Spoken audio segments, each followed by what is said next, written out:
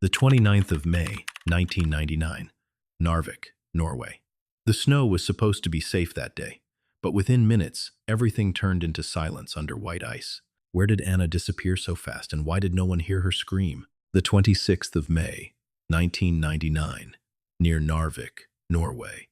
Anna Bågenholm, a young medical student from Sweden, arrived for a ski trip with friends. She loved extreme slopes and trusted her skills in deep mountain snow. The group planned a short adventure in the quiet Arctic terrain. Weather reports were calm, but locals knew the snow could change fast. No one expected danger that weekend. On the morning of the trip, Anna and her friends checked their equipment carefully. Skis, helmets, and backpacks were prepared for a long day outside. They started their route on familiar slopes near the mountain range outside Narvik. The air was cold and sharp, but the sky looked clear. Anna felt confident. She had skied in similar conditions many times before. Nothing seemed unusual as they moved higher into the snowy terrain. But high in the mountains, small changes in wind began to shape the snowpack. Deep layers of snow were hiding weakness underneath. No one in the group noticed the warning signs. The silence of the landscape made everything feel safe, almost too safe. They continued forward, unaware that the mountain was slowly becoming unstable beneath their path. Farther ahead, the slope grew steeper, and the snow looked untouched and soft. It was the kind of beauty that hides danger. Anna adjusted her skis and followed her friends without hesitation. The group moved in a line, slowly cutting through the white silence of the mountain. Then, something subtle changed beneath the snow surface. A deep crack of pressure was forming, hidden from sight. The mountain was no longer fully stable, and Anna had no idea that in just moments, everything would collapse beneath her. But for now, the ski trail still looked calm, silent, and safe. The real danger was already moving under the snow beneath quietly. The 26th of May, 1999, near Narvik, Norway. The slope looked peaceful, just seconds before everything changed. Anna was skiing with steady control, following the line of her group through the white mountain silence. Then the ground beneath her stopped feeling solid. It began with a faint shift in the snow, almost nothing at first. A soft crack sound carried under the surface. In an instant, the snowpack broke loose. A massive slab of frozen snow detached from the slope and started moving fast. Anna had no time to react. The avalanche formed quickly, pulling everything downhill with force. Snow turned heavy like water mixed with ice. Anna was swept off her skis and dragged into the moving mass.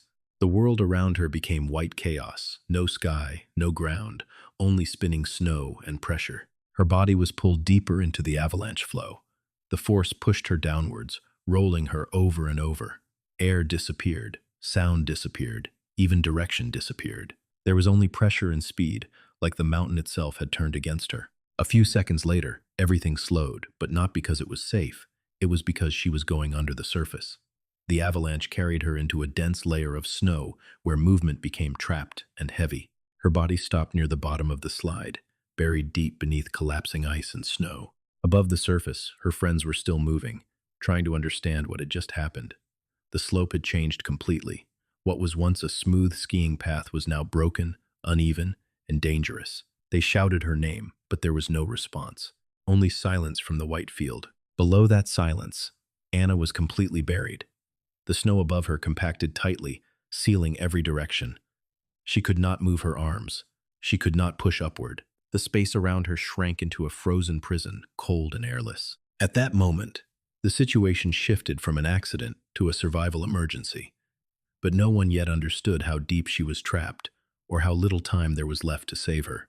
And this was only the beginning of a fight against something far worse than anyone expected. The 26th of May, 1999, near Narvik, Norway. Beneath the broken snow surface, everything turned dark and silent. Anna Bågenholm was no longer moving with the avalanche. She was now trapped deep under compact snow and hidden ice layers. The force of the slide had pushed her into a narrow space where snow had settled unevenly. In that tight pocket, her body became pinned. Cold water from a frozen mountain stream began flowing around her, mixing with ice and snow. The temperature dropped instantly around her skin. It was a shock so intense that breathing became almost impossible. Her body was pressed in a position she could not escape from. Her skis were stuck. Her gear was tangled in ice and snow. Every attempt to move only made the pressure feel tighter. Above her, layers of snow had hardened into a thick ceiling. No light could pass through. On the surface, her friends realized something was wrong immediately. They searched the avalanche zone, shouting her name into the wind. At first, they thought she might be somewhere nearby under soft snow. But there was no movement, no response, nothing visible. Panic began to rise as they started digging. They used their hands and ski equipment, breaking through the fresh avalanche debris. The snow was heavy and unstable. Every second felt longer than the last. They kept searching, moving across the slope, trying to find any sign of her. One of them noticed a small area where the snow looked slightly different, darker, more compact. They started digging faster in that spot. But the deeper they went, the harder the snow became, turning into dense ice layers mixed with freezing water channels. Below the surface, Anna was still alive, but her body was losing heat rapidly. The cold water flowing around her trapped position was draining her strength. Her breathing was shallow and forced. Every breath felt smaller than the last. Her mind was still aware, but confusion was growing fast as hypothermia set in. Above her, the digging continued. But the situation was far more serious than anyone understood. She was not just buried in snow, she was locked under ice, held in a position where time itself was becoming her enemy. The cold was not slowing down. It was taking over. Minutes passed, then more. The group kept digging, refusing to stop. But the mountain gave no easy answer. The snow kept collapsing back into the holes they created. Visibility was poor, and exhaustion was building. Deep below, Anna's body was now fighting to survive in conditions no human body was meant to endure. Her strength was fading, but the rescue effort above had not given up yet.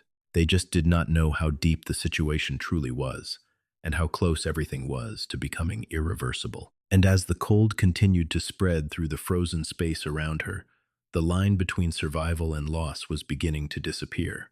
The 26th of May, 1999, near Narvik, Norway. The digging on the surface continued, but the mountain was not giving her back easily. Snow layers were deep, compact, and mixed with frozen ice blocks from the avalanche. Every shovel strike met resistance. Anna Bågenholm remained trapped far below, in a space that was becoming colder by the minute. The cold water that had surrounded her at first was now turning into a deeper danger. Her body temperature was dropping rapidly. Her movements had already stopped. Breathing had become weak and irregular. Minutes stretched into a long, stressful search. Her friends and rescuers moved across the avalanche field, trying different points where she might be buried. They called her name again and again. Only wind answered back.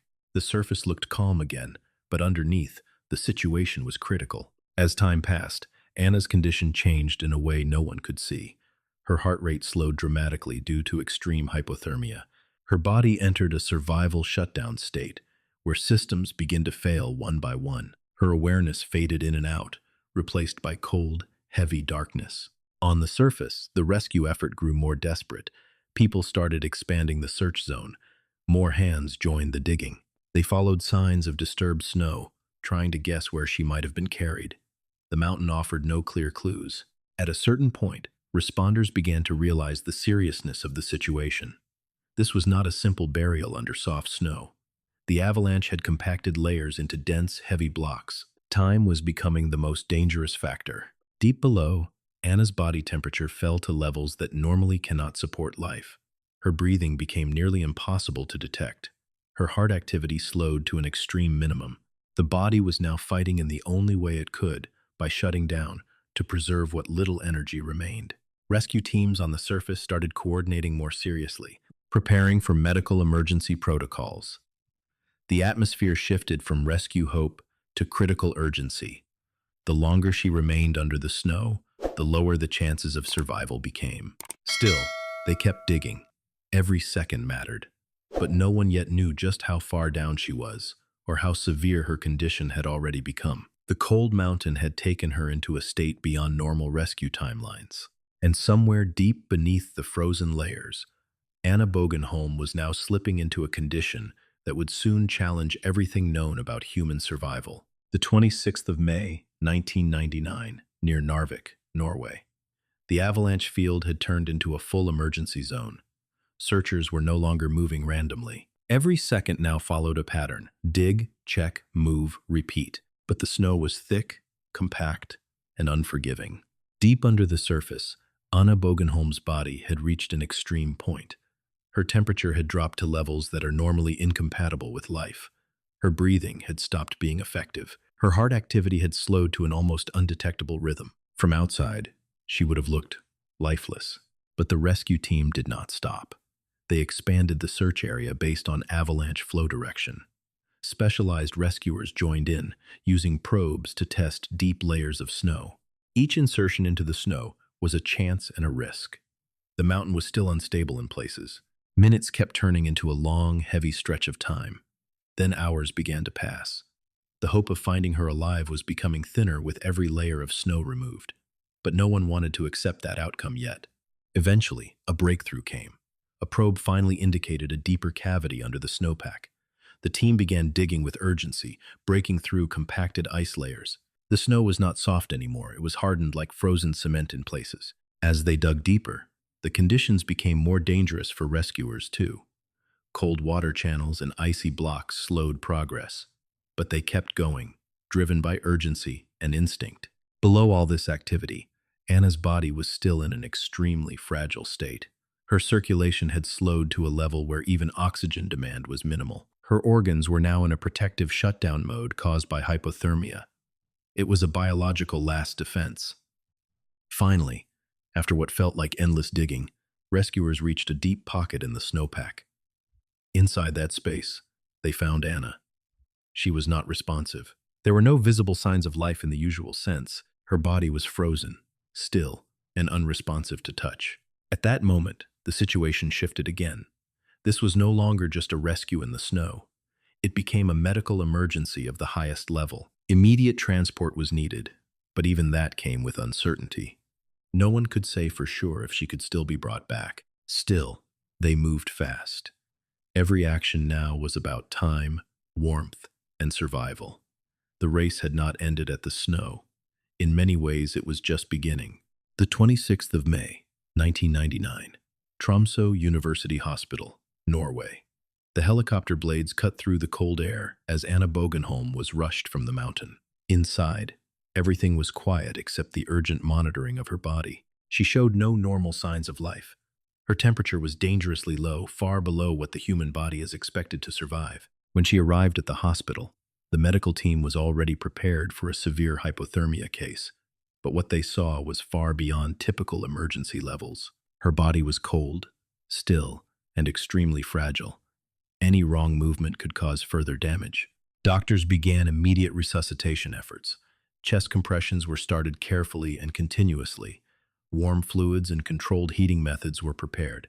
The team knew one critical rule in extreme hypothermia cases: the body must be warmed slowly and carefully, or it could fail completely. Her heart was not responding normally. For a long time, there was no stable rhythm. The medical team continued CPR while preparing advanced circulation support. In situations like this, time does not behave normally. In extreme cold, the body can appear lifeless while still having a chance of recovery. A specialized machine was used to slowly warm her blood outside the body before returning it. This allowed doctors to control her temperature rise carefully. Every degree mattered. Too fast, and it could be fatal. Too slow, and survival chances would drop further. Hours passed in the intensive care unit. The medical team continued working without pause. There were moments when progress seemed impossible, but they did not stop. They kept her circulation going artificially, hoping her body would restart on its own. Then something changed. Very slowly, signs of life began to return. First, faint electrical activity in the heart, then weak but detectable circulation. The body that had appeared lifeless was starting to respond again. It was not immediate recovery. It was a fragile, step-by-step return from a state that usually ends in death. Doctors continued monitoring closely, not allowing any sudden change that could shock her system. For the medical team, this case became something extraordinary. Anna had survived conditions that were believed to be beyond human limits, but her recovery was still not guaranteed. She was alive but still fighting, and the final outcome was still uncertain as her body slowly began the long process of waking up from the edge of death. The 27th of May, 1999, Tromsø University Hospital, Norway. The night had passed in silence, broken only by monitors and steady medical movements. Anna Bågenholm's body was still fragile, but something had changed. She was no longer beyond reach. After hours of continuous resuscitation and controlled rewarming, her heart began to stabilize. It was slow, uneven at first, but it was real. For the medical team, this was the moment they had been fighting for since she arrived. Her body temperature gradually rose, degree by degree. The process was extremely delicate. Even now, doctors carefully watched every change in rhythm, pressure, and oxygen levels. Her body had survived an extreme state of deep hypothermia, where most medical cases do not return. In the hours that followed, more signs of recovery appeared. Circulation became more stable. Breathing support was adjusted as her system slowly began to function on its own again. The team remained cautious. This was not a guaranteed recovery yet, but a rare reversal of near-death conditions.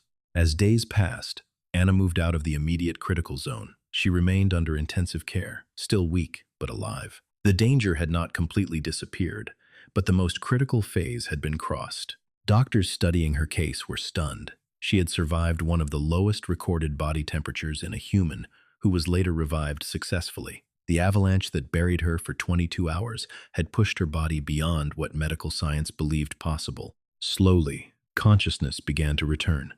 At first, confusion, then awareness, then fragments of memory. The ski trip, the snow, the sudden collapse. Everything came back in pieces. Her recovery was not instant. It took time, therapy, and medical support. But step by step, she regained function. What made her case extraordinary was not just survival, but full recovery with minimal long-term damage. For the doctors, it became a landmark case in hypothermia research. It changed how extreme cold emergencies were treated. It showed that in rare conditions, the human body can survive far longer than previously thought if handled correctly. For Anna, it was simpler. A normal ski trip had turned into 22 hours under ice, a fight between life and death, and an outcome no one expected. And against all odds, she came back. But the mountain never forgot that day.